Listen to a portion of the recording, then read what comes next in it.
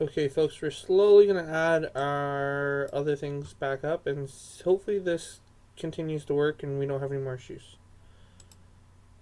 Okay, so we should be good now. We'll see how this goes. We shall see.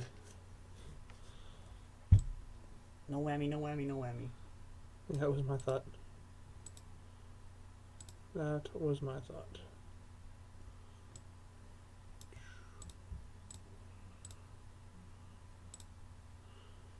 Okay, well, everything looks to be better now. We'll see how long it stays better. And go from there.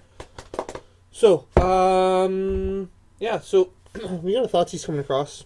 It looks like Adam's trying to decide what he wants to do with this, and Cryptic commanding a Thoughtseize. I'm not for or against this, really. It also, yeah, it doesn't matter. Depends on the second mode. This is counter draw a card. It could also be counter bounce the prism, possibly. I like that a little bit less because he just resets the prism. It Yeah, doesn't actually yeah. get him any further. It was counter draw. But I think he wants to hold the information to try to use like a dispel or remand for the Exactly. ad nauseam to prevent the combo. Yeah. Which I'm not gonna disapprove of that because that's a good way to. Oh, excuse me. Prevent Justin from comboing him out.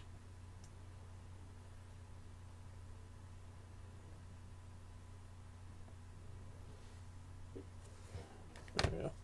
Figure that out. That's a whole nother situation entirely.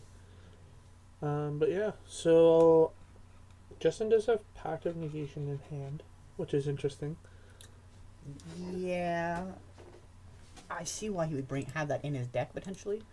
It does stop Adam from having the counterspell fight if he has to. Oh, mine's better today. Oh, You kicking stuff? yeah, I didn't mean to. Didn't go anywhere. Don't do that. Don't kick stuff. Oh, shush you. You break it, you buy it. I know.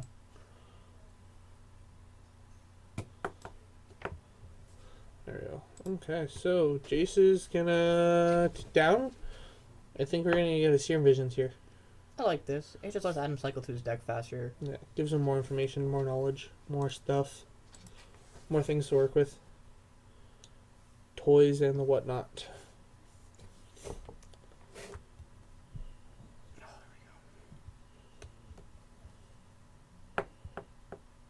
So what'd you think of Andy Boswell and Chris Family doing coverage this weekend? I liked it. I thought it was really good. I thought it was good. It was nice to have someone different doing it, but also to have someone that Wonder Patrick Sullivan's there next weekend. I think that what they're doing is they're just getting more people in. I was surprised to see CVM doing it though. So was I. I believe he was doing. He does work for Star City, not just as a content producer. So maybe he just wanted to give it a go. Maybe they are just letting people try it out. Well, because I had thought he was working for Inktodelphia or something like that. No. So. No, he Because works I've for seen- Star City. Okay. I believe he is the one who updates the prices and stock and stuff Oh, on the interesting. website. I believe. Interesting. Yeah, I could be wrong. So, but it's nice to have someone that like is active in the streaming world, also doing that coverage on the big screen and the big network. I found Channel Fireball's coverage actually pretty solid this weekend, surprisingly. I I really like. They had John Finkel in actually. Oh, For a couple, just the top four, whatnot. But it's very different. John Finkel's not only come to Grand Prix. That's very uncommon. No, he does not. Not anymore, anyways. So it's quite nice actually. That's good. He was playing their original Dark Jeskai deck, which I found Ooh. weird. Also, Rally the Ancestors, just the deck of the tournament again. Yep. No surprise. It's a It's good just a deck. little bit different. He's playing less Grim Horror specs and a Flesh Plague Monitor and Merciless Executioner main deck. Those are really good cards. Yeah. Anyways, back to this match. You said Adam got game 1, right? So let's get that updated. What are you doing, Zach? Come on, get it together. Sorry, I've been dealing with other technical issues and got me distracted thinking about other things. Whatever. So we're actually almost at the point where Justin can combo. I'm not sure what's going on with his lightning bolt though. I think he's just getting lightning bolted out of the game right now. I think that's roughly what's occurring. Why are we? Oh, I think he has the ad nauseum. I think he's about to combo. This is risky because if Adam has something with a counter spell, Justin does have the Pact of Negation, though. Yeah, but then he has to pay for it on the upkeep. He can't actually kill Adam right now, right? Like, that's sort of the thing. He's gonna try. And if Adam... So we're gonna see what's gonna happen here. Remand. Which is gonna put it back in his hand. He's gonna Pact of Negation. He can't pay for it. He used City of Brass. He only has... It's 2 blue. Oh, is it 2 blue? So how does he kill him right here? We're gonna find out. I have no idea. Like, from when I see he's dead. Unless this is on... When is this? What is he scooping up for? What is going... Oh, he has Lightning Storm. Oh, yeah. Yes. There we go. It all makes sense now. Okay. Good for Justin for switching that up a little bit. He's been really working on the deck to make it better and be able to kill people in different ways and keep changing it so that way no one expects him to kill them how he kills them. Oh, did you hear my Infinite Obliteration story for this weekend? No, I did not. I haven't heard any stories about so I had someone... things going I on. mentioned it during sideboarding that Infinite Obliteration is pretty good against my deck because I didn't really care. It was just for fun. Sure. And someone brought an Infinite Obliteration named Monastery Mentor. So I was like, okay, that's pretty good. Untap, cast Obnixilus. What do I need to do? Make an Obnixilus emblem. That turn, I go, cast Painful Truce. Cast Painful Truce. Cast Treasure Cruise. Take 18. You're dead, friend. Yeah, that's a pretty good way to kill someone. Essentially playing standard Storm, boys. And girls. Good times. Yeah, when you draw like all the cards on your deck, it generally kills people. Yep. Plus the draw step, that's exactly 20. Yeah. Yeah. One time that. I also got to Milestone with Jace. That was fun. Just troll modes, eh? All around? Nope. Actually, I just couldn't draw Monastery Mentors. It was a real problem. Games I played Monastery Mentor and didn't die that turn, I won. Mine's game against Trevor, which we had a Wingmate Rock fight. Well, he had Wingmate Rocks, I had Monastery Mentors. I didn't win that race, man. They're too big. I had some really good draws this weekend. Yeah. Frank got sounds beat up like for being a goon. Sounds like it. Twice. Twice! Buried him. If I got beat up, you got buried. In card advantage. Yeah. That's what the Deck does. deck does. Though I do feel the Eldrazi deck very heavily. Playing against Trevor, he mulliganed to 4, and I still lost. The Eldrazi ramp deck. Yes. Ah.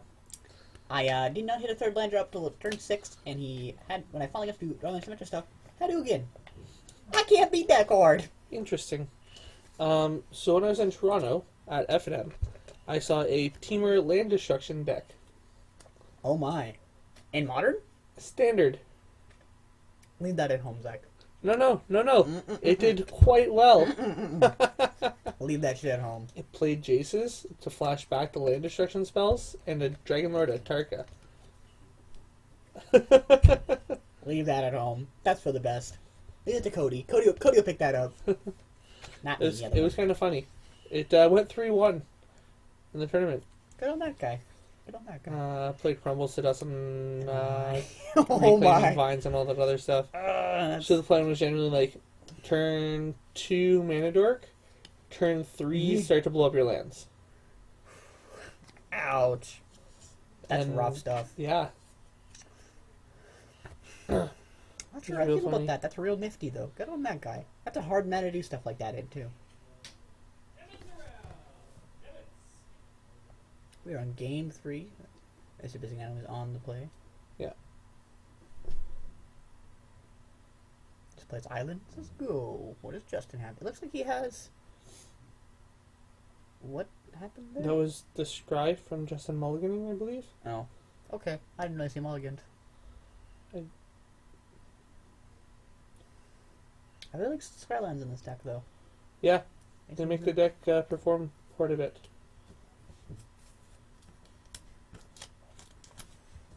You'll like my spicy ass top 8 deck. Ooh. Oh yeah. Gotta keep it a secret though. Bad stuff happens when I tell people stuff. Well, you can Also, tell me. there was something mentioned the other day. For the top 8, if we do deck lists again, I think Yes. there should be a rule enforced that people cannot watch the stream on their phones. That could be a thing. Yeah. As that's a lot of information given out. Yeah. That is a thing. Which I think is perfectly reasonable. I think so. Yeah. Again, that would Or just have everyone to have access to deck lists. Which I know like has been that a thing in the little bit past. less. But yes, I understand. That's the other thing. One of those things has to happen, right? Yeah, you shouldn't be able to get your opponent's deck list until like you start to sideboard, though. Agreed. Not beforehand, obviously. Yeah. So. I think after game 3. I think after game. Oh. No, I don't not know. all the matches are going to go to game 3. Touche. Again, that had to be discussed among players in the store. And... So, I mean, like, you have a really relatively good idea of what people are playing, but it'll have to be discussed once they talk. But if a deck list is like, if someone watches the stream because their matches on earlier, right, and they get to see everyone's deck list, that's really unfair for everyone else. True. This is interesting. Ooh. I'm not sure how good this is, but it could be really good. It's going to be a problem, because I don't know how many basics Justin runs. And it keeps him from casting some of his things. He can still cast Phyrexian Unlife, though, because it's Phyrexian mana. Is it? Uh-huh. You can pay 2 Phyrexian for it. This, on the other hand, is going to be a real big problem. Architect of Thought? Yeah. This will end the game. It's going to bury Justin in card advantage for sure. Just flip the cards over, come on. Let's give him a land and Jace. I never just give him land or Jace. I wouldn't go... The reasoning behind that is he's going to take the Jace land pile, right? Like, that's just very... Yeah, he'll take the land for sure, though. Unless he's on the land in his hand, which guy just take the Jace. Because he can mind his Jace, play another Jace next turn. True. This is quite true. Huge. Yeah, he's going to take the land, though. Okay, so he's not worried about that. Oh, it goes to the bottom. Bottom of the library. Did Jess change under Splinter Twin? Jess decided to play Soul Sisters one last time. However, she's retiring the deck now, so she says. She said that like 800 times. I don't believe shit. She played Lightning Berserker in it, though, and it was a lot better. Lightning Berserker? That's nifty. Yes. Dash is a thing. Indeed, sir. Especially because its dash cost is the same as its casting cost. Yeah, sure, why not? I don't see why I wouldn't. That's an interesting interaction there. The temple with the Blood Moon. It enters the battlefield. It checks. Am I something? It says, you're a mountain. You do not get to scry. Oh, really? I believe so. I hope Justin didn't scry there. Not sure how that works. Because it enters the battlefield, and then it becomes a mountain. The next time that you would go to do something. Okay. So when the trigger would be to scry, it says, nope, you're a mountain. This trigger does not actually want the ability. You are a mountain. You are a mountain, sir. Yep. I had this conversation with Nolan in the car about abilities and things like that. You are a mountain, That sir. City of Brass, or Traders, is a mountain. That spirit guide might get in for the beats. Yes. He's doing it again. Bolt Cryptic Command. Oh god. Well, you don't even give him. I get the Bolt in the land. I don't get the Cryptic Command. Bolt, yeah. But I think if I'm Adam, I take the Cryptic Command. Probably. I mean, it gives me another card, so it's 2 cards either way. The reason I like the Cryptic Command is it's just a really good fallback. Yeah. Just the hardest counterspell. Does multiple stuff. Look, he has lands. I'm coming out the wahoo. So at that point, it was just a matter of, do I want the land more, or do I want the Lightning Bolt. Lightning Bolt? Oh, we have the other Jace. So these two can interact at the same time as they currently are, because one is a creature, one is a planeswalker. However, if Adam ever decides to activate Vryn's Prodigy and he flips into Telepath Unbound, he does have to choose which Jace he wants. Does he? Okay. Yes, because they will both be That's legendary planeswalker. Yeah. Even though they have a different name. Okay. Yeah, that makes sense. Because they're 2 planeswalkers that are named Jace. How that Black White Tokens deck this weekend? Did you see that? That was crazy. I played against one with Infect and just beat it. I'm not sure if it's good. I'm not sure if he got lucky. He seemed seemed like a good player. So I think it's going to get better with the 2-mana... Oath of Jace. Not Oath of Jace. Oath of Gideon. 3 mana enchantment. When it enters the battlefield, you get 2/1/1 core allies. And then planeswalkers enter the battlefield with an additional +1 counter. And because the deck is playing Elspeth, Gideon, and Sorin, it makes it so you can, I'm going to play my Gideon, I'm in a -4, and it stays around. It's not just an immediate anthem. So I think it's going to see play in that deck. And I would buy them while they are cheap before they skyrocket when someone breaks the black-white tokens deck more. However, we do get another Drown in Sorrow essentially in Standard. That is the Void. It's going to be good for control decks. Control decks are going to play that 100% because they don't have anything like that right now. The biggest is Languish. I answered her too slow most of the time. And it's going to be really good against Rally as well. Yep.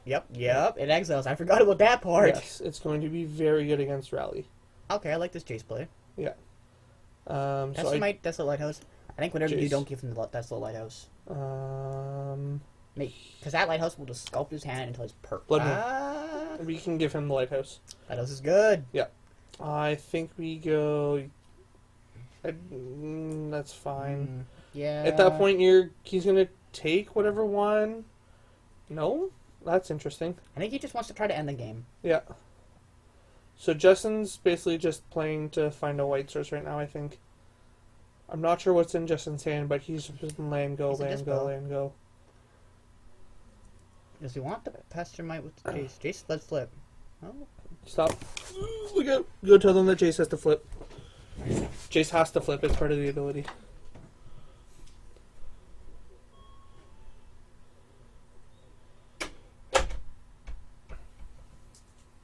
There we go. Jace is now flipped. There we go. Thank you, sir. No problem. Jace is flipped. And I imagine, on the upkeep, I think we're going to flash on Pestermite and tap the swamp. I think that's the plan here. Because it keeps Justin off his colored mana. Oh. And then end step. Okay. Interesting. Adam's just going to try to go to the beats this game. I don't know, he's at 6. Is he really at 16? That's really 13. 13, 19. Because Pestermite's just been with, or the T-Rex been putting on the beats, right? Yep. But yeah, so that's what I think about the black-white tokens deck. I think it's good. I think its ability to flash things back like Lingering Souls and play Oriox Champion is even better. Oh, don't get me started on Oriox Champion. That's like $100 or something. What the hell? They're not $100 each, are they? Someone mentioned that the other day. I don't know the accuracy That's crazy. of that I think they're $30 a piece right now. Inquisitions. The modern in general right now is just... Do you know why? Because we have a modern GP coming, or Pro Tour coming up in February. So like this for a couple months, modern though. Cards. But yes, you're not mistaken. Mm-hmm. So the Jace is actually just going to look to end the game. Yeah. Adam's just going to -8 next turn, I imagine, and then... I don't know if I want to get the Splinter Twin, though. Splinter Twin seems kind of like you're setting yourself up for failure. Though, he could go get the blue pack. That's in the backup. What? Oh, Adam could use Wrong Splinter. Jace. This is Telepath Unbound. That's the mill Jace. Oh, come on. That's the mill Jace. This Jace doesn't matter right now. It's not really doing anything. Though it can flash back some bolts. Yeah. It doesn't look like the other Jace from here, though. There's no bolts on the graveyard right now. Adam might have to I think it's a Serum Visions and a Architect of Thought. Yeah, and 3 lands. And Adam's got, or Justin has nothing to work with. And time is just cold. Yeah. But I hate when people slow down just because time's cold. That's not how that works. No, you need to continue to play at a reasonable pace. Unless it's like actual like a huge thought, the board state's bonkers as hell. Snapcaster target what? Maybe just Snapcaster attack you. Quite possibly. Actually, what's happening? Snapcaster attack you. We're gonna get in for 6 here this turn, plus whatever Adam draws. Adam has Bolt. Is that Bolt in his hand? Mm-hmm. I can't tell. Yeah, it's hard to tell.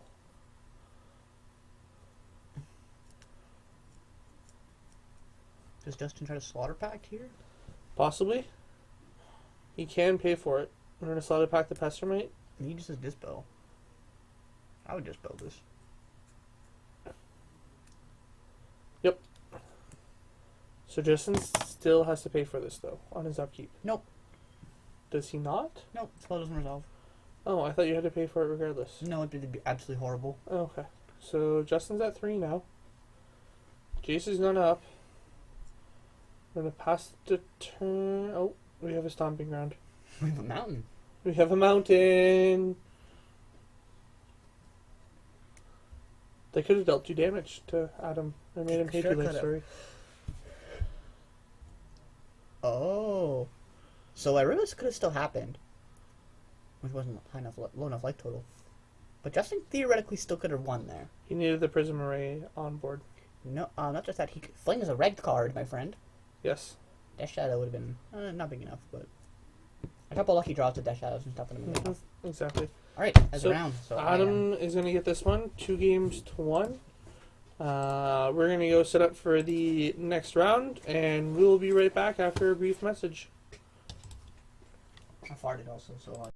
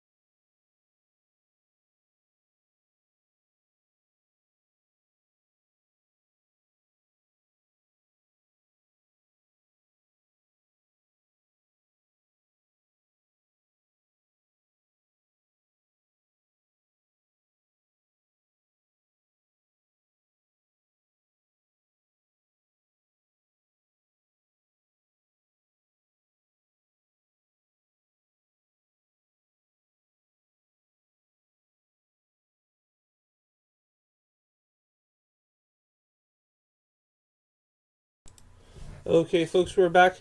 Sorry, I got stuck out at the front and was talking to people out there.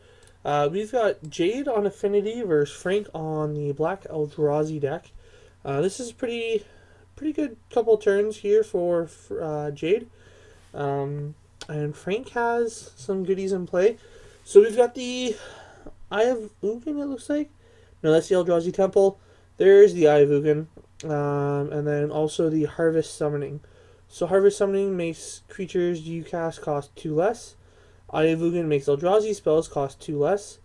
Eldrazi Temple taps for 2 mana if you're casting an Eldrazi.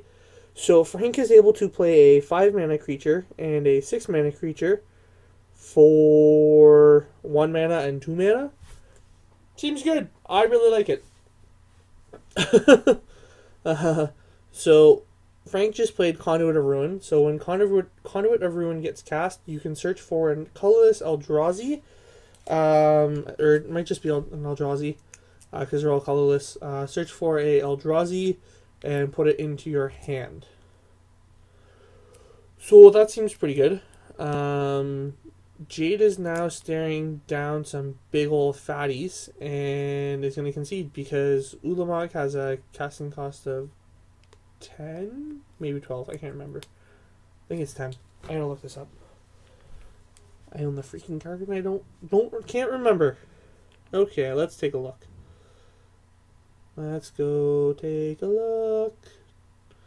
Okay, I want that one. That one will do.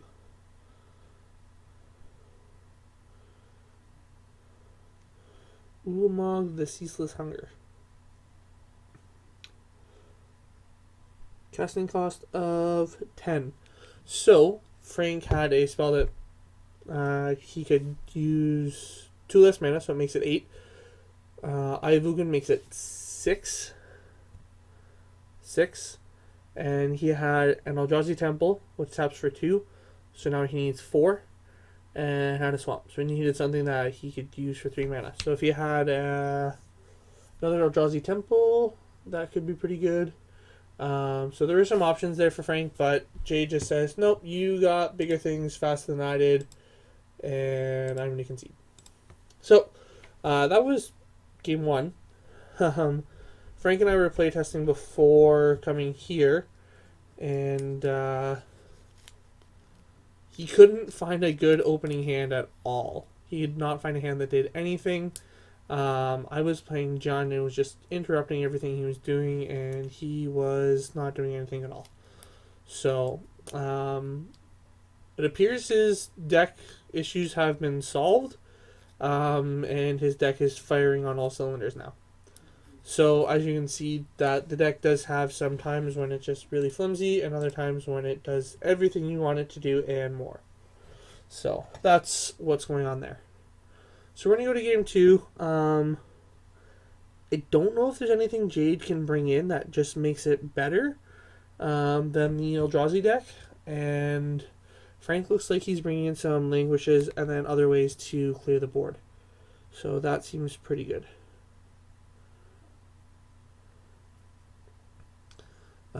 What Frank could do with this deck moving forward into the future is to play the new 3 mana, all creatures get -2/-2, as a good way to wipe the board instead of playing Languish at 4 mana.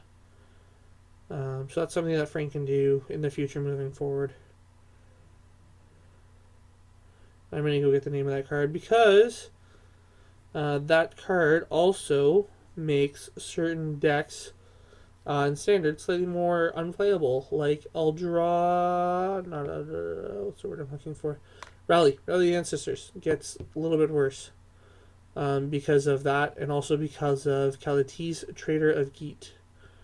So between those, makes it real hard for Rally to do what it wants.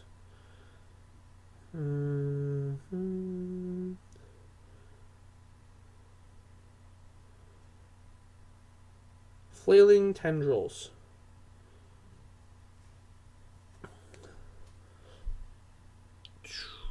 So that's the card. I don't know if you guys can read the text. There you go. All creatures get -2/-2 until end of turn. If a creature would die this turn, exile it instead. So this just completely wipes the board of the Rally the Ancestor creatures.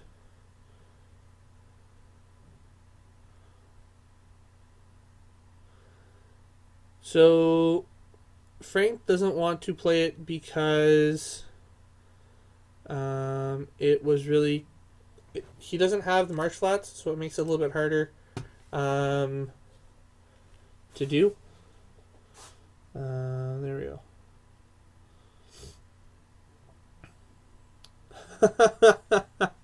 Oh, poor Frank.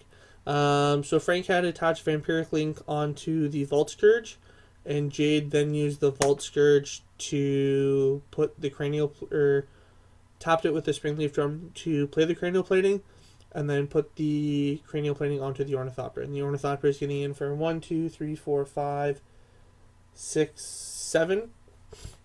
Getting in for 7 here, I think. 1, 2, 3, 4, 5, 6, 7, 6. So Ornithopter gets in for 6. The Memnite gets in for 1. So that's 7. Frank goes down to 13.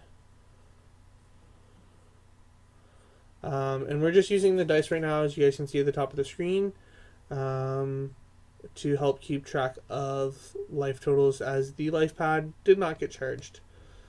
So, but yeah, back to Frank building just the Black Eldrazi. Yeah, I understand what you're saying, Doug. You get strong sideboard cards. However, because of being a university student and not having a whole lot of money, Frank is playing just black because he can't get Marsh Flats. So he's currently borrowing an Inquisition and a Ghost Quarter from me because they spiked in price value over the weekend as well. So some tricky things.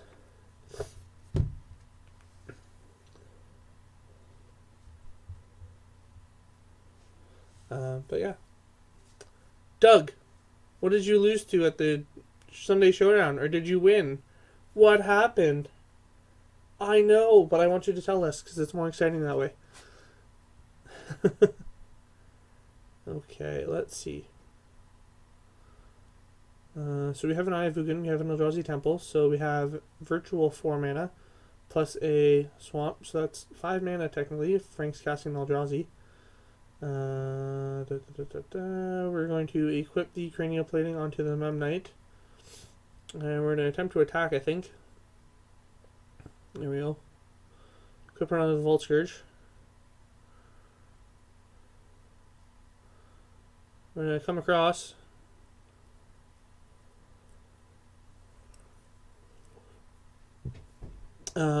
Now, because Jade left the Springleaf Drum and had played a Glimmer Void, he can instant speed equip their Cranial Plating onto the Memnite. So Frank's gonna pay 2 life. Goes down to 10. And Jade's gonna instant speed equip their Cranial Plating onto the Memnite and take 1, 2, 3, 4, 5, 6 damage.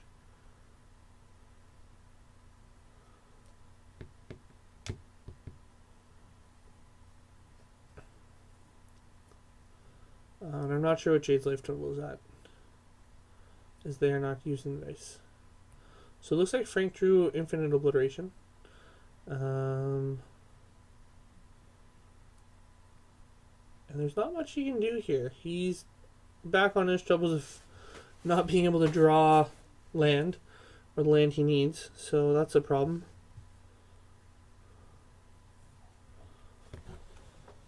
And it looks like he scooped after that one. So Jade's going to come back, get this one. We're going to game 3. I'll be right back. I'm going to ask him to use the dice.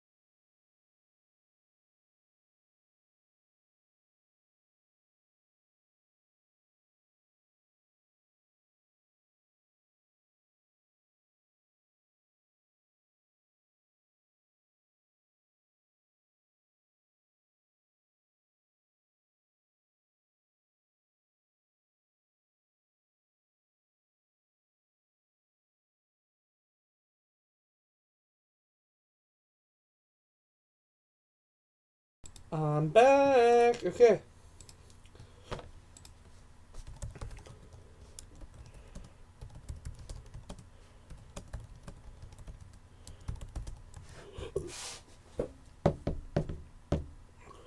Okay, so if you guys are in the chat right now, talk to me. Let me know what you think about standard right now, modern, legacy. Can't talk about vintage because I don't know enough about it. All the other fun stuff. So Jade is on a mulligan. He's scryed to the bottom. We'll see what Frank can do. Frank starts with a Swamp, Inquisition, and we got a whole lot of stuff coming out here. I'm going to try and write down what I can. Okay, so we got a Scourge, a Thopter, Ink Moth.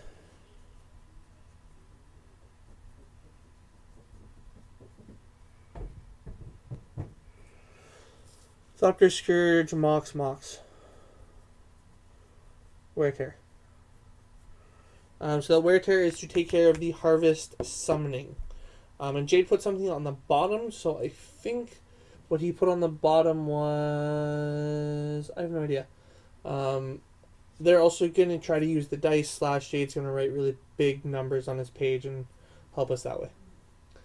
So we have an Ink Moth, we have a Thopter, we have a Mox, we have another Thopter that Jade drew for the turn. So that Mox can tap for mana. That's most of Jade's hand, though, other than the Wear Tear and the second Mox Opal.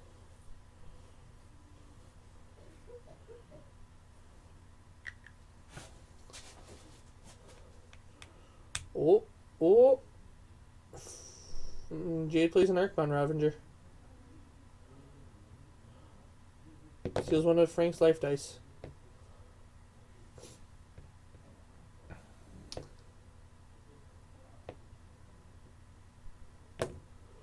Jade passes turn. Frank needs something big here. That will help. That's another Eldrazi Temple. So we got 5 mana. We got a Kozilek's Chandler coming in. Something good to note about Jade's deck and Frank's deck and the interaction is Eldrazi are colorless, which means that if Jade was to play an Etch Champion, it can be blocked by Frank's creatures. So we're going to float a mana, sacrifice the Mox to the Archon Ravager. I think we're going to play the other Mox. We're going to play a Memnite. Can Jade kill Frankie with Infect? Is that possible?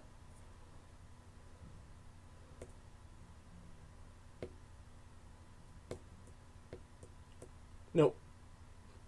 Cannot kill with Infect at this moment.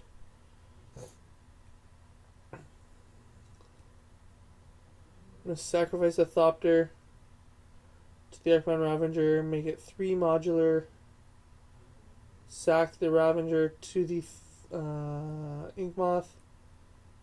We got a Slaughter Pack coming in. That's going to take care of the Ink Moth. And if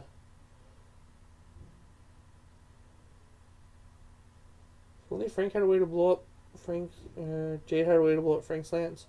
So untap, upkeep, pays for it with the Kozilek's Chandler, which leaves Frank 4 mana to work with of Eldrazi. And there's an Urborg, making every land a swamp. That was huge. So we got an Ink Moth, or Blank Moth Nexus, and a Memnite coming in. There we go. Frank's at 19, Jade's at 20.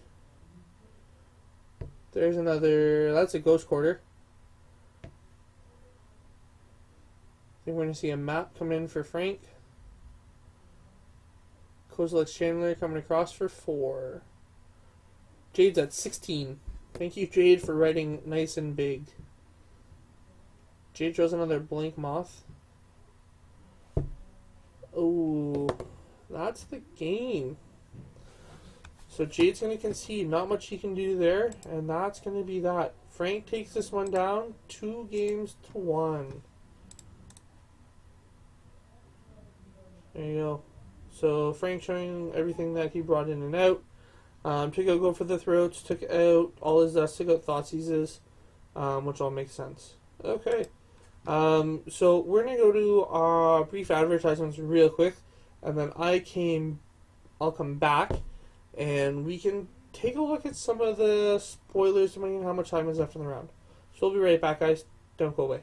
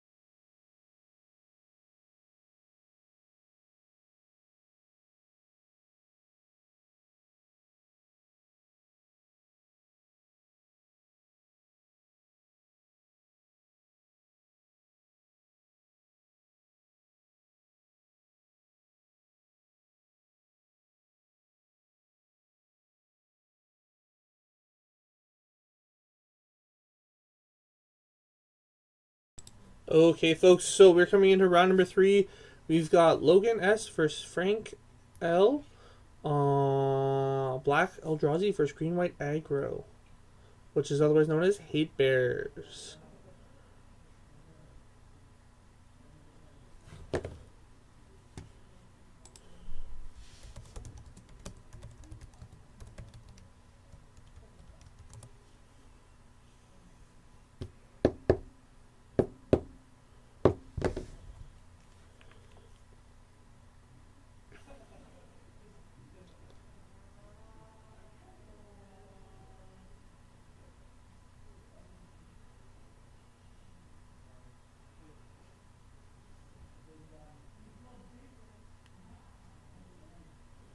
So both these players are on mulligans. They're going down to 6 each.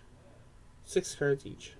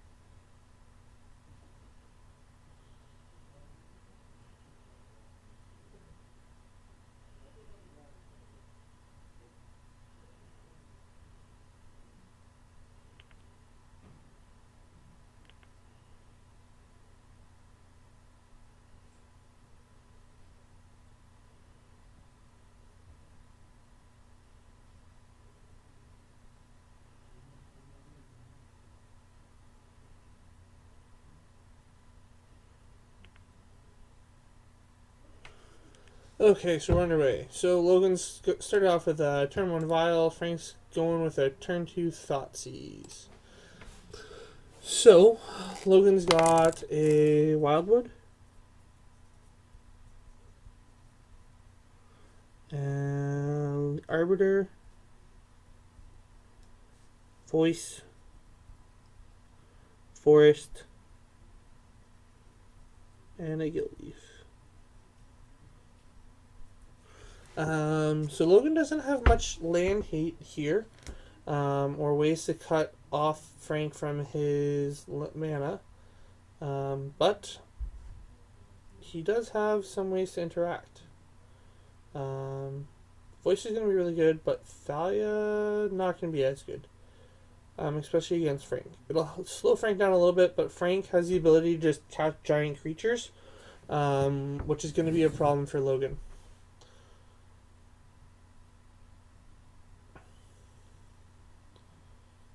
So we're going to see Kozilek's Channeler come in. And the way that this works is the Eye of Ugin is a swamp. It makes Eldrazi creatures cost 2 less, and the Eldrazi Temple makes 2 mana for Eldrazi creatures. So Frank can tap his Eye of Ugin, which theoretically taps for 3, and then the Eldrazi Temple, which taps for 2, and get in that way. So on this turn, Frank has 1, 2, 3, 4, 5, 6, 7, 8 technically mana for casting anything Eldrazi.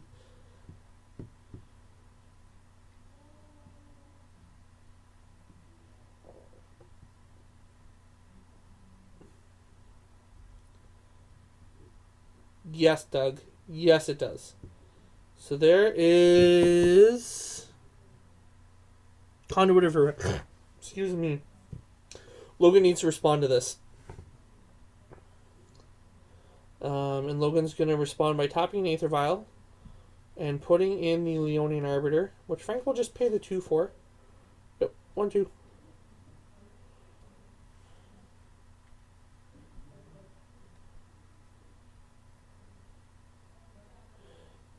So Logan thinking, oh, you can't tap. So we're just explaining how the mana tap for everything here. There we go. So Frank pays the 2 with the Urborg and the Eye of Ugin. That's a swamp. Really good combo there between those two, interaction between those two lands. Not really a combo, but great interaction between the Airborg and the Eye of Ugin. Allows Frank to go and get the Ulamog Ceaseless Hunger, which he can play next turn if he hits a land. Oh, that's scary. Yeah. Okay, so let's see if Frank can play it next turn. So Ulamog is 10. Eye of Ugin makes it cost 8. Eldrazi Temple taps for 2 mana. The Ugin taps for, Eye of Ugin taps for Swamp. The Airborg taps for 1. The Kozilek Channeler taps for 2. Frank is short 2 mana. So he needs another Eldrazi Temple or an Eldrazi Temple. And to have Logan not have a way to blow up his land. Okay, so there's a Stirring Wildwood. And pass the turn. So that Aether Vial is trying to get up to 4 to be able to put the Gilt Leaf into play.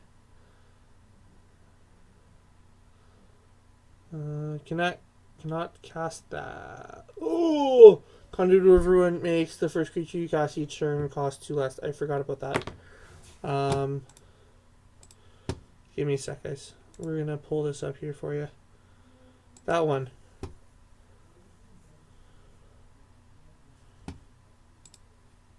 Get that out of the way.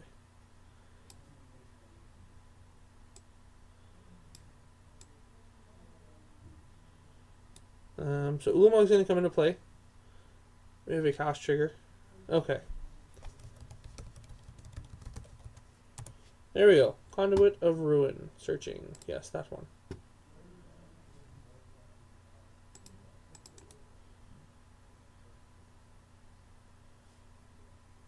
Let's see if we can force that to go where I want it to. Oh, almost there. Subregion select.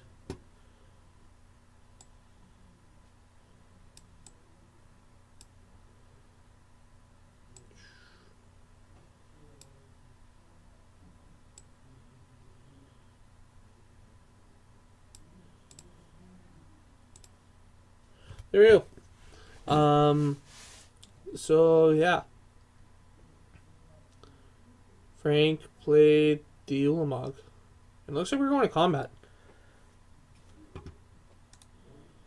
So there's an attack trigger from Ulamog, so Logan's gonna mill a bunch.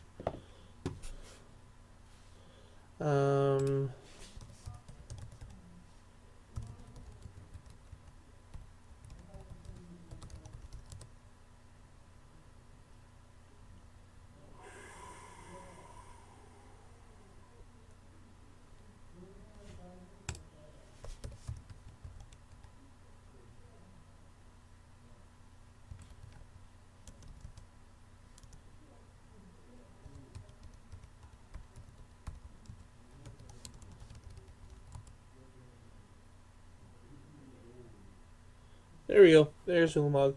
So whenever Ulamog attacks, defending player exiles the top 20 cards of his or her library. And Frank played a Kozilek Channeler for 1 mana this turn. Because why not? Yep. And hit 3 paths with that. There's another Kozilek Channeler.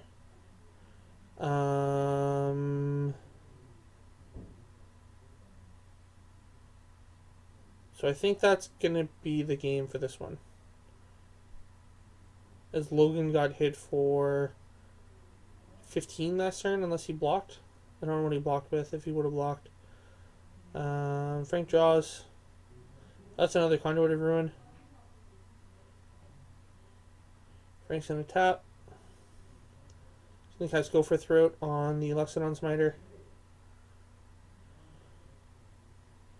Frank's just going to come in with everything.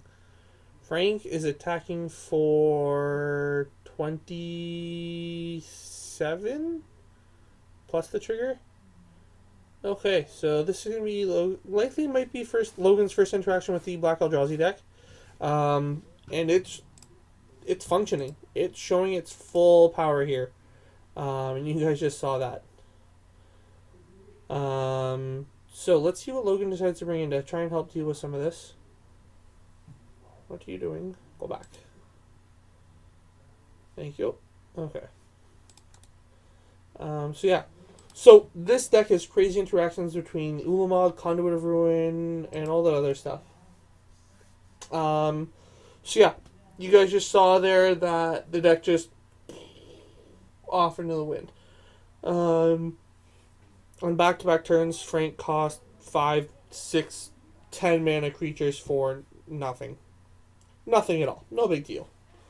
Kind of crazy, and just like blew Logan out of the water. Just so much faster. This Eldrazi deck fails to function when it can't search its library, and fails to function. Yes, Doug. Yes, he is. He is playing the Oblivion Sower in there as well. Just absolute value from all of the new Eldrazi creatures that just came out. If you guys don't have them, go get them.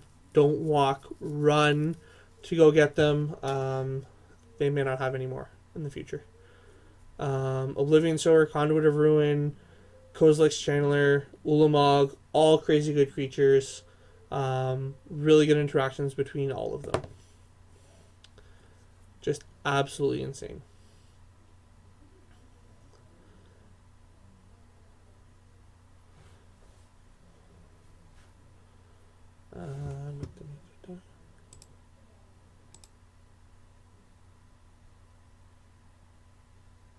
Yeah, Doug, Frank was saying earlier when we were playtesting before coming that he was having a lot of fun and really enjoying the deck. But when I was playing Jund against him, it just like he won one game. And it was the game that he went like turn 2 Channeler, turn 3 whatever. It just blew me out of the water. It was crazy. It might not have been that order, but like it was just insane the amount of power that the deck had. And the black-white version has a little bit more power because it has access to Path in the sideboard, which is a really good magic card. Let's update the round info. Frank is 1-0 right now. There we go.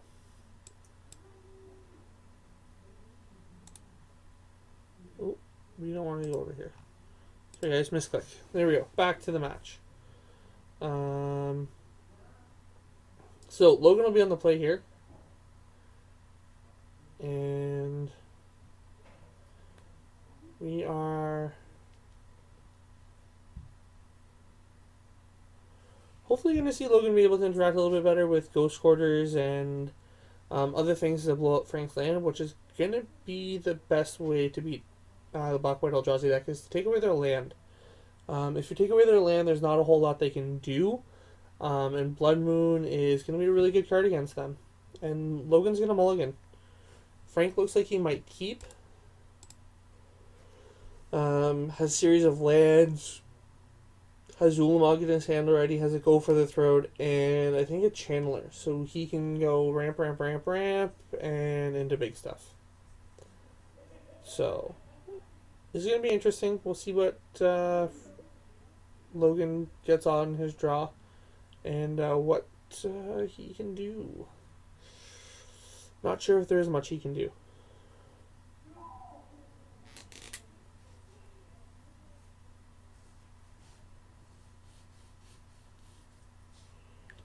The one thing I want to know is how this Eldrazi deck does against Infect.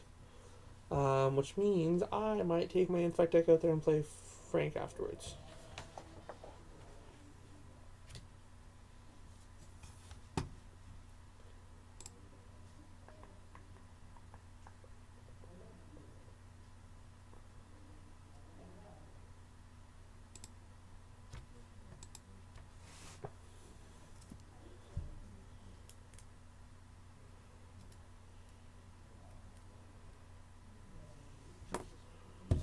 Okay, so Logan starts off with a Stirring Wildwood tapped. Logan's going to Ghost Quarter the Eye of Ugin, so Frank will go with a Swamp here, which might be helpful for Frank to cast the Go for the Throat that's in his hand.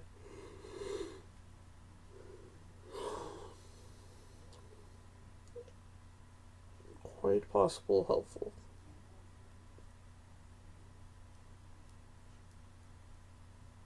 So there's an Eldrazi Temple. See what Logan draws this turn. Drew a Lexodon Smiter. Has Horizon Canopy and Stirring Wildwood. And when I see Galactic Tea come into play, ooh, this is going to be fun.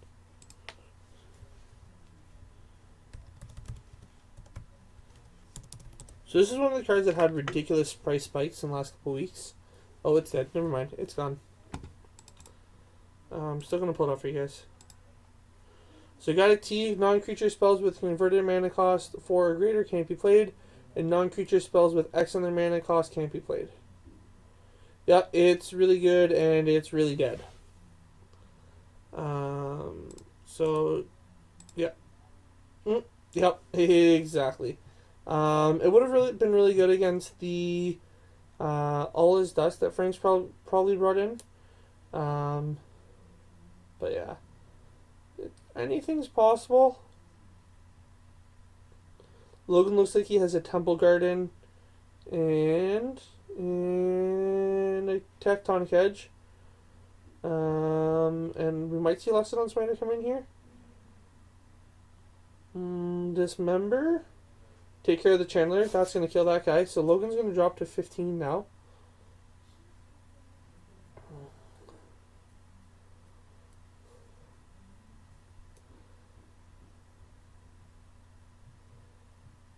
And Frank has another swamp.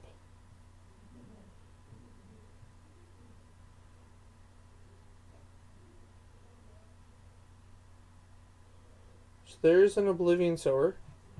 So, Oblivion Sower says when this card enters the battlefield, exile the top 4 cards of your or target opponent exiles the top 4 cards of the library, and you can put any lands they control into play. So Frank did this to me earlier and then just beat me up with it.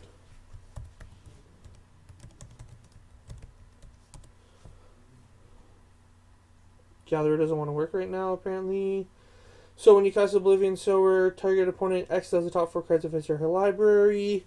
You may put any number of land cards that player owns from exile onto the battlefield under your control. Just absolutely insane.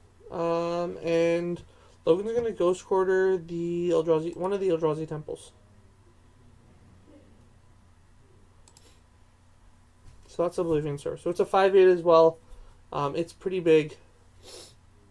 And Logan's got a Temple Garden he's going to pay 2 life to have come into play. When he had a voice. I don't know if there's much that Logan can do. Like, when Frank's deck is functioning, it just seems to kill. So 1, 2, 3, 4, 5, 6, 7, 8, 9. Well, we're going to play an Eye of Ugin. That makes Eldrazi cost 2 less. So 1, 2, 3, 4, 5, 6, 7, 8, 9. Frank's 1 mana short of casting Ulamog. If he has a Conduit of Ruin, though, he can play that, or a Kozilek's Channeler. He has a Channeler that he can play for 3. Oh, there we go. 1, 2, 3, 4. Conduit of Ruin. He's going to search. So we'll pull up the Conduit of Ruin. Again.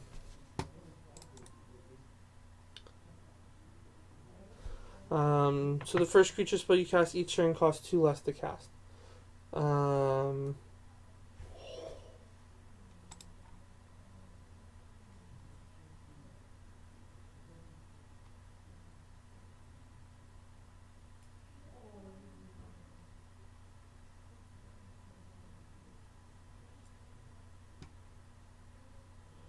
Okay. So what I was just reading down on Gatherer was to see the second ability. The second ability doesn't allow for a creature to be cost 4 less.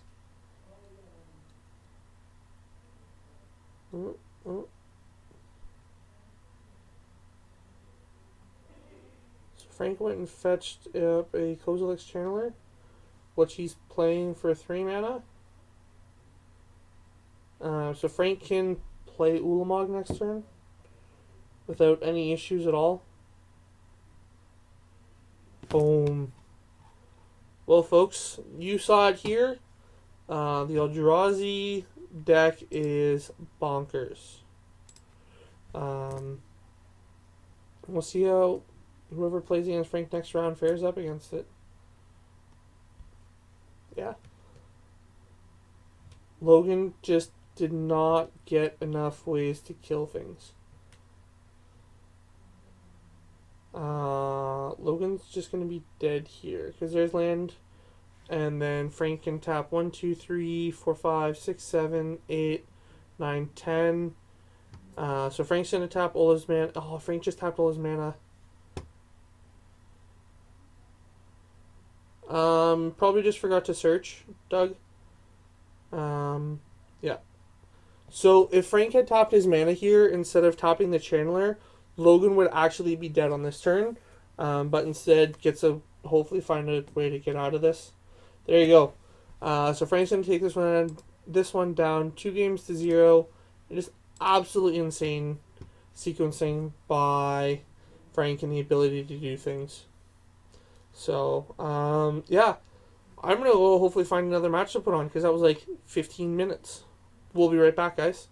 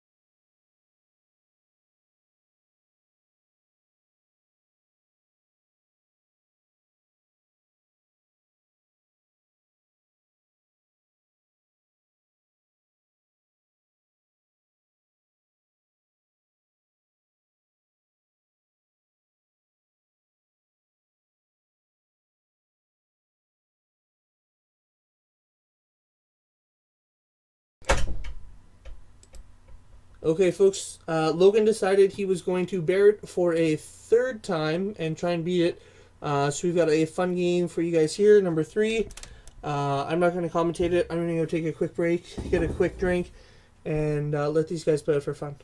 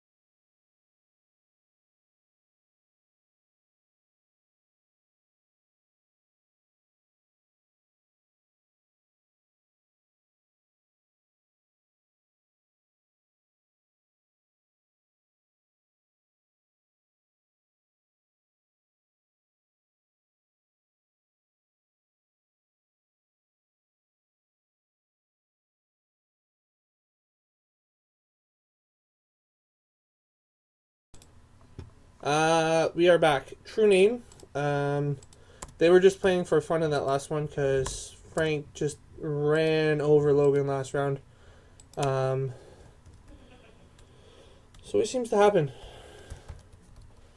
We put one person on and then they just stay on all night because they keep winning. And Adam's back and he's been winning all night too, so we could have left him on. He would have won all night. We would have got to watch that and that would have been cool. But we got to watch the black Eldrazi deck, sorry. Okay, so we got some exciting stuff. We got Splinter Twin deck doing things, and we got Black Eldrazi stuff doing its own thing. Both these decks have like some interaction. Adam's deck interacts a lot more than Frank's deck, but we'll see what happens. Turn 1 Thoughtseize.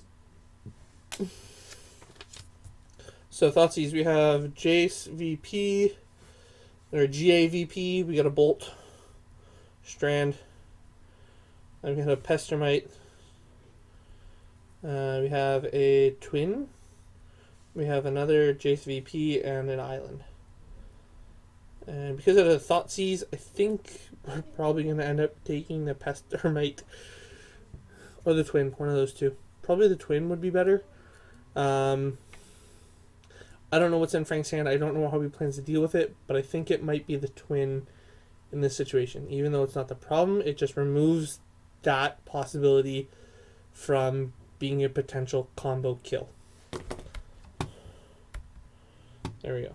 Okay, so Adam's just off an island, passed the turn back, didn't draw anything, didn't draw Serum Visions. Frank has a Swamp. There's an Eldrazi Temple. Frank has 3 mana for Eldrazi spells.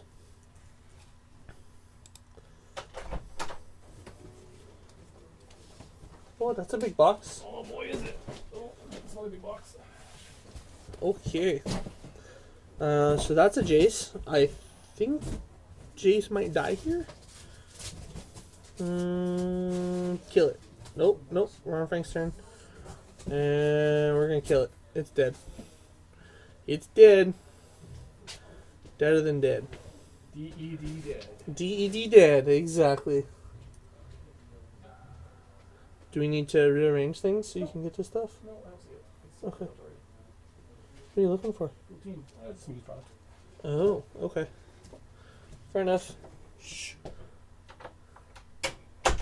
Okay, so...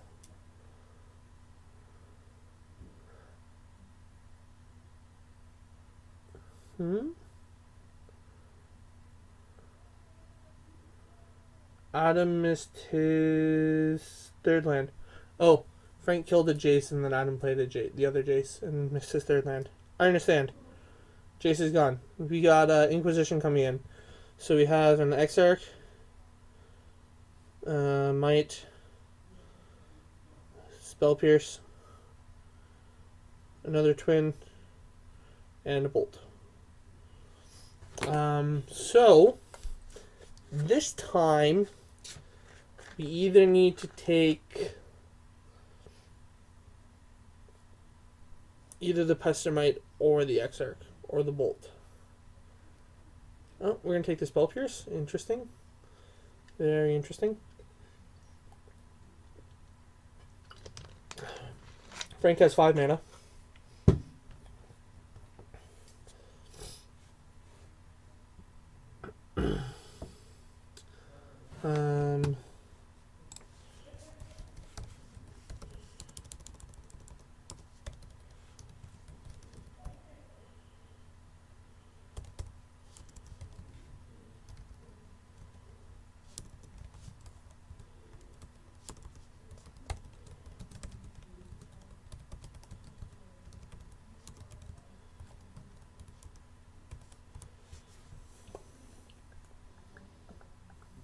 So Jace is going to flip.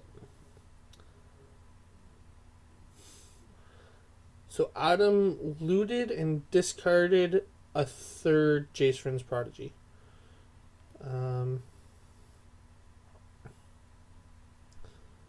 So yeah.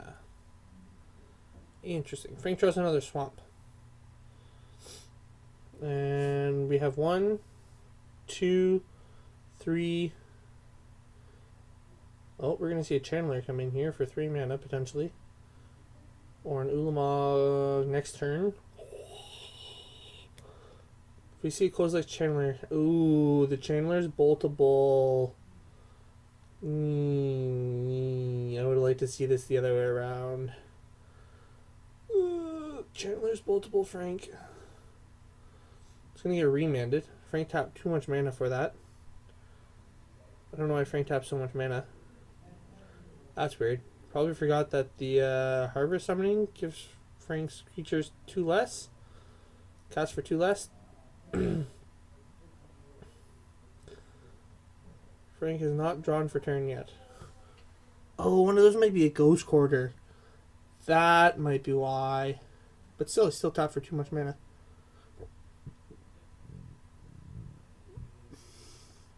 No, those are 2 Eldrazi Temples, I'm pretty sure. Pretty sure. I know how we can find out.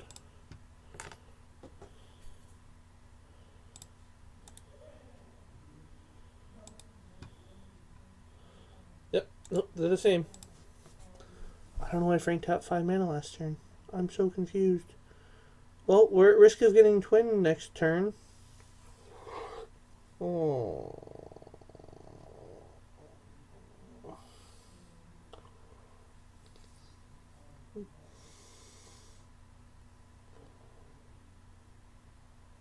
One, two, three, four.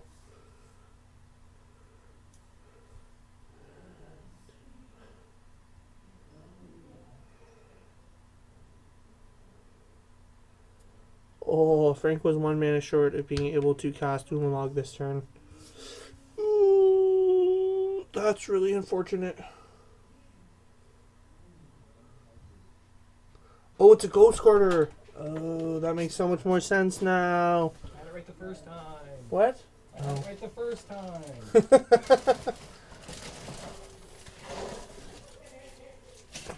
So what is it that Frank...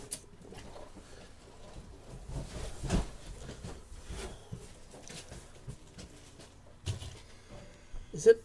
It's what? I'm just trying to figure this out. I thought Frank had Ghost Quarters. Like the Eldrazi Temples and the Ghost Quarters, they look the same. It's got a temple and Urborg in play. Is it a temple though? Bottom one, I think so. Because Ghost Quarter looked this here is Ghost Quarter and it looked the exact same as the Eldrazi Temple. So I think this might be a Ghost Quarter. I don't know. I'm gonna go look. I'm a runner. Boggling. Mind boggling.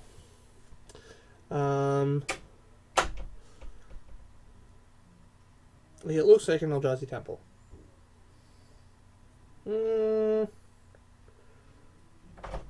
Swamp Temple Temple. Sorry, Swamp Temple Urborg. Reverse. Okay, cool. So Kozilek's Chandler got tapped.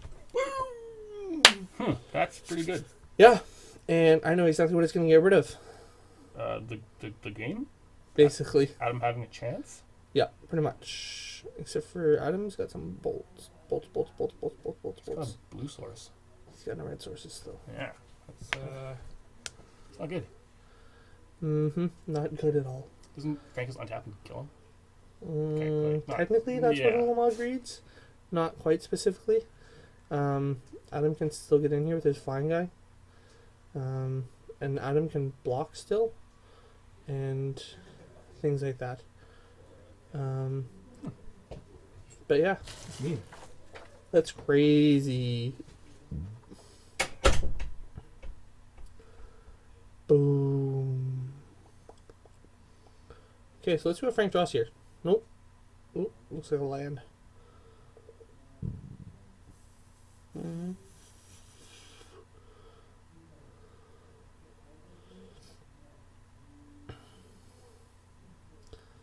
Okay, that trigger on the stack. 3, 4, 5, 6, 7, 8, 9, 10, 11, 12, 13, 14, 15, 16, 17, 18, 19, 20.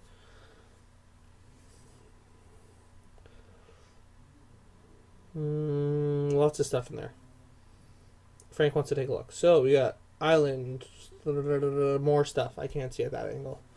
Lots of stuff getting exiled. It's gone. She gone.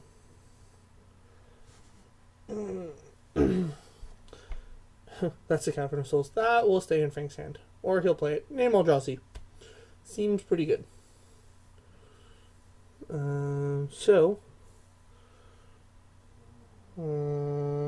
Adam's gonna take up the Jace. There we go. 7 come across for 2.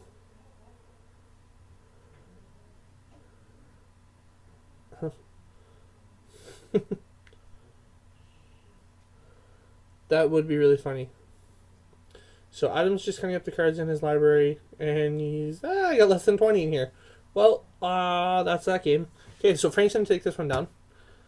Boom, mind blown. I know, right? Whew. This Black Eldrazi deck's got legs. It's doing stuff.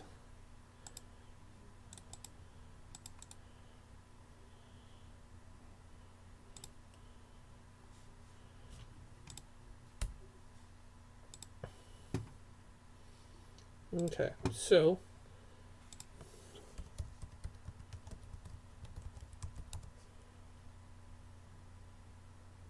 Eldrazi Templezi. Ooh. It got printed in Dual Deck Zendikar vs Eldrazi. It also got printed in the Modern Masters, the Event Deck, and then Rise of the Eldrazi.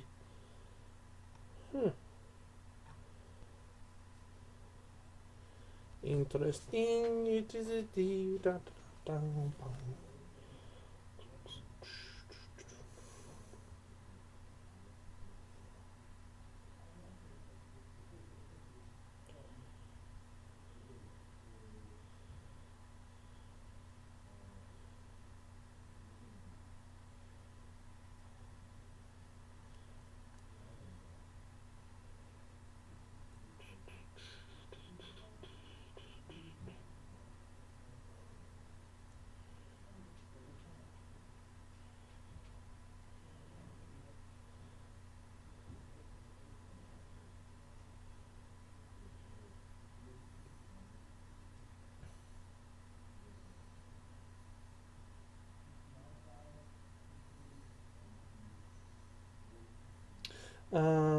So yeah, this deck's gonna get really interesting. Yeah, that's what I was about to look up, Doug. What else is in the Zendikar vs Eldrazi deck? Can we...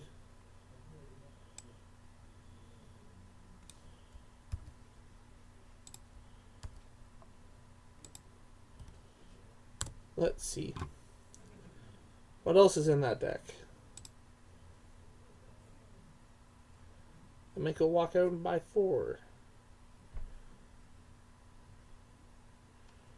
Cards in that deck. Oblivion Sower in that deck. Forerunner of Slaughter in that deck. Yeah, what? Primal Command in that deck. Consume the Meek in that deck. Retreat to Kanzandu in that deck. Okay, so, very quickly, in the Zendikar deck, notable things, Frontier Guide,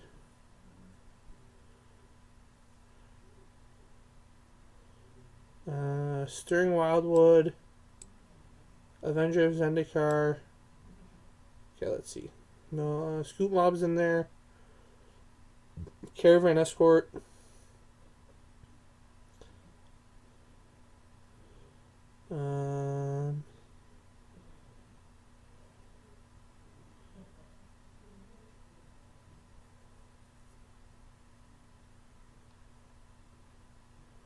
Dejaru Archer.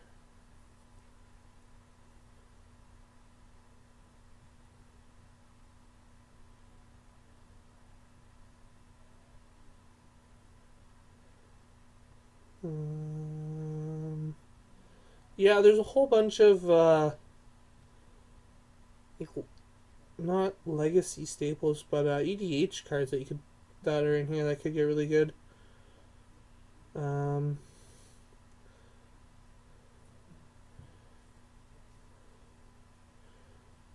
Yeah, Avengers Zendikar is a good one. Sheer Drop, Primal Command is in there. Groundswell's in there. That's a good card. Harrow. Explorer Scope, Seer Sundial, Kalani Heart Expedition. So Kalani Heart Expedition is actually getting played in a red-green Escape Shift deck. Life Gain Land, Stirring Wildwood, Turn Tumbler Grill, Evolving Wilds, Forest and Plains. Then the Eldrazi deck has Forerunner Slaughter, Butcher of Malakir, Rune Servitor, Bloodthrone Vampire, Pawn of Ulamog.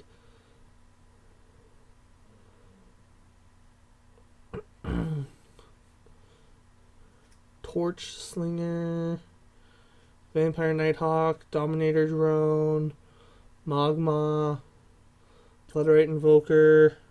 Frank's not doing degenerate things yet, so I'm going to keep looking over here.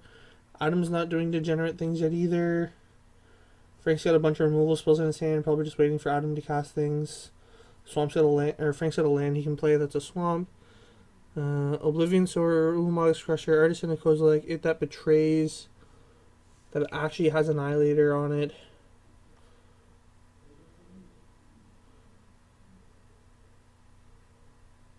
It That Betrays is ridiculous. What? It has Annihilator 2, and then whenever your opponent sacrifices a non-token permanent, you put that card on the battlefield under your control? What? Why is that not getting more play? Helion Eruption, Forked Bolt, March the Casualties, Read the Bones, Core Patch, Induce Despair, Smother, Consume the Meek, Rocky Tar Pit.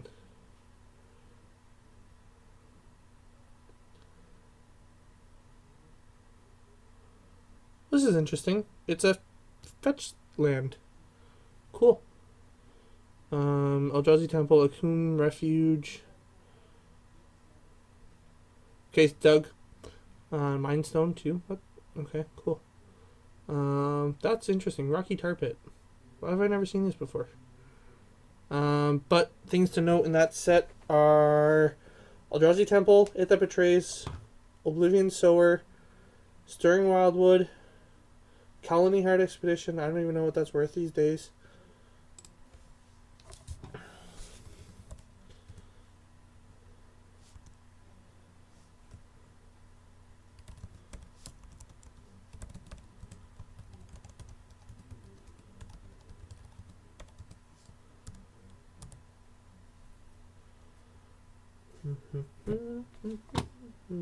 Anyways, yeah. So if you guys are looking to build this Eldrazi deck, you can get a good bit of the deck itself by actually just purchasing Modern Masters 2015. You can get a bunch of the lands, Eye of Ugins, Eldrazi Temples.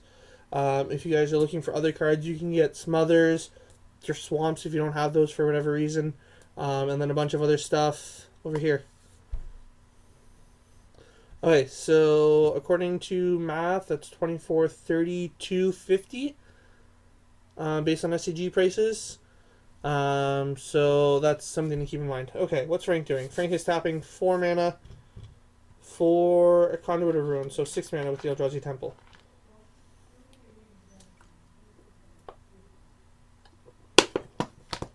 Yes, Doug, I believe they are like $20 or something like that. You save money this way. This is why Wizards of the Coast prints the dual decks.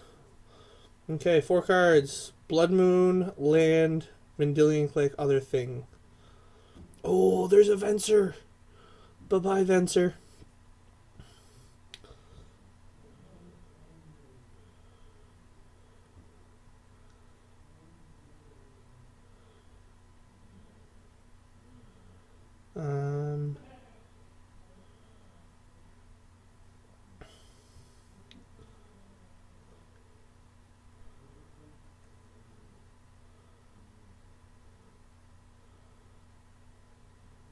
There's a Conduit of Ruin.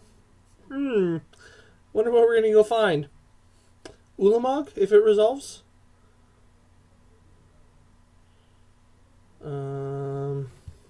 Yeah, that's a cast trigger on the Conduit. Just so you know.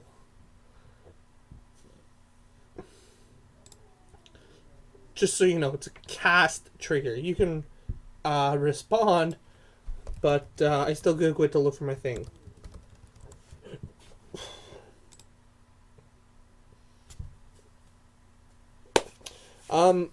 I don't know why this deck took so long to pop up.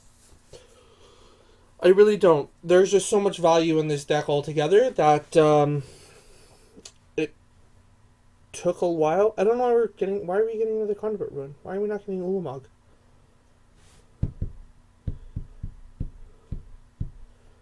There we go. We're gonna get Ulamog. 1, 2, 3, 4, 5, 6, 7, 8. Conduit Ruin Waters all that would have been 10. We could have cast Ulamog. Blech. That's kind of gross. So now we've got a Conduit Ruin, and put it in your hand. Frank, stop playing open. Stop being a nice guy. What's this going to target? We're going to put that in our hand. We have Dismember in hand, I think. / Smother. We have Smother. Just kill it.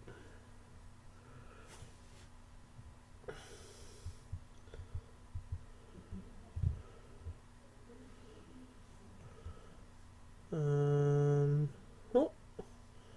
It's dead.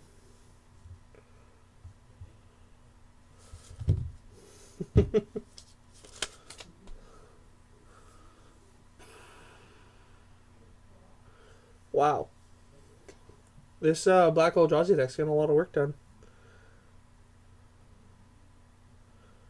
Hey Doug, what is Conduit of Ruin at right now? In terms of cost.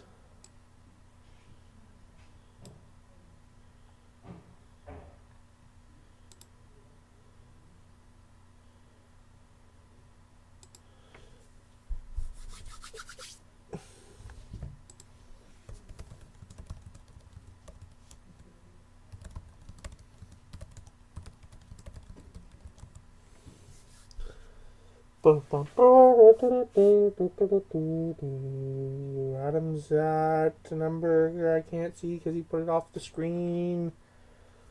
I think it's like 16 or 17. 89 cents. Might go buy my 4 set right now.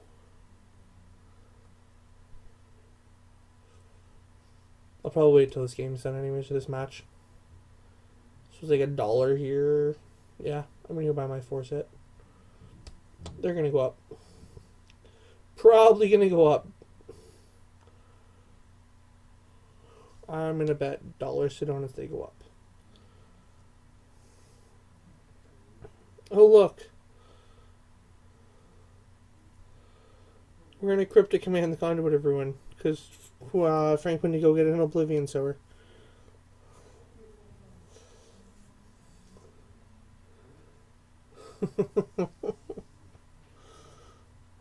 Okay. So I wonder, does Adam have Twin assembled in his hand and can just naturally cast it this turn? He can, because he just showed Pessimite if he had Twin in his hand. Nope, decides not to cast it.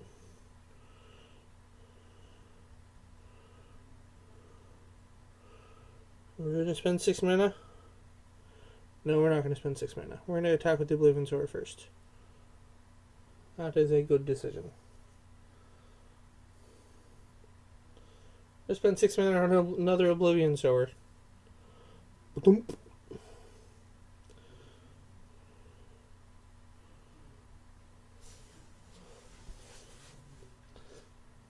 And Frank's going to get an island. Exile, remand, and some other stuff. Jace, Snapcaster, remand. We got a Pestimite.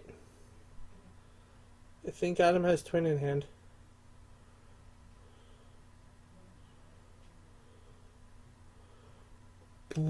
Dismember.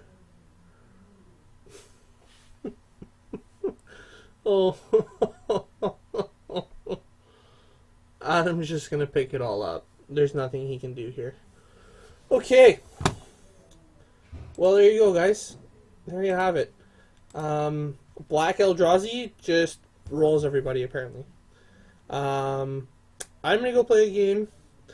I'm going to use my deck of Jund against Frank, and hopefully I can give you guys something a little bit different.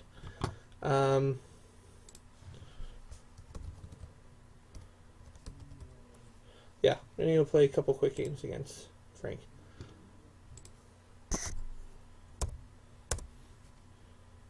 Save scoreboard.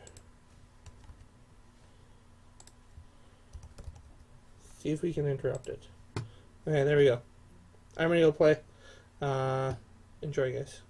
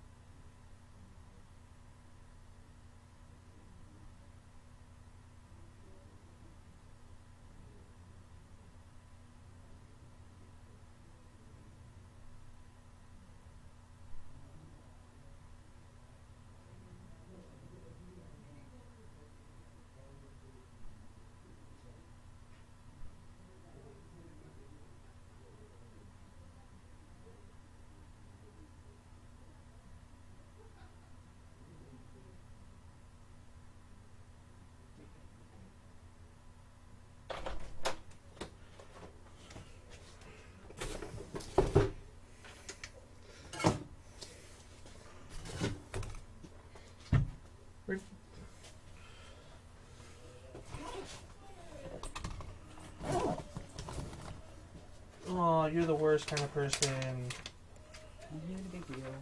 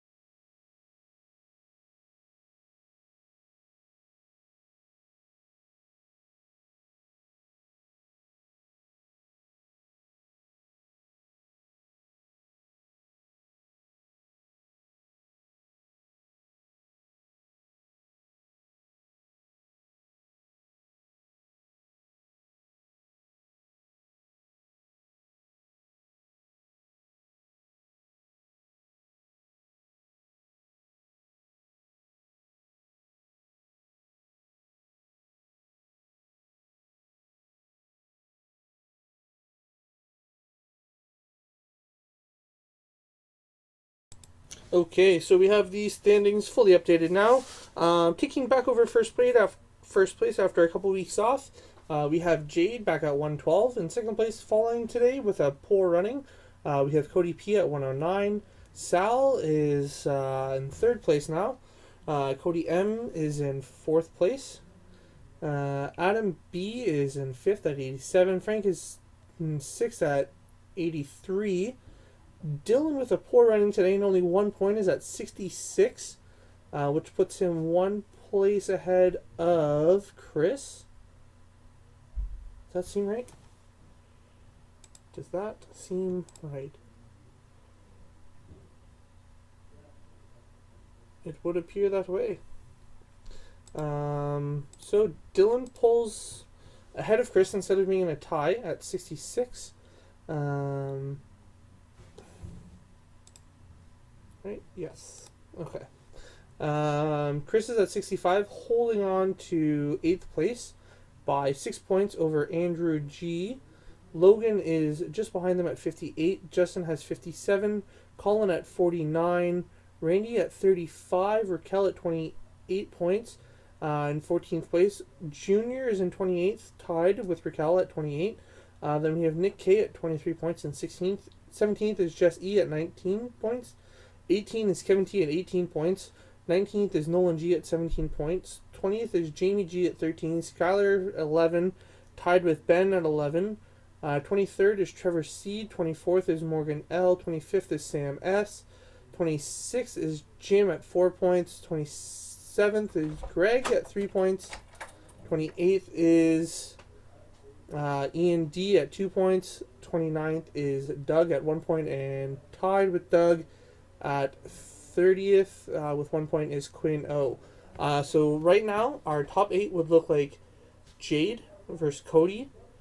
Or Jade, Cody, Sal, Cody M, Adam B, Frank, Dylan, Chris. But that is after 10 weeks. There you go. 10 weeks right there. That is what these standings would look like. But we have 2 more weeks left. So that's 2 more weeks where people can move and jump spots. With Chris being away next week, depending on how many people show up, it is quite possible that anyone from 12th through to 9th could get in. I'm going to count Randy out because he's almost 30 points behind, whereas Colin is only 15. So it's going to be a close race next week in week 11.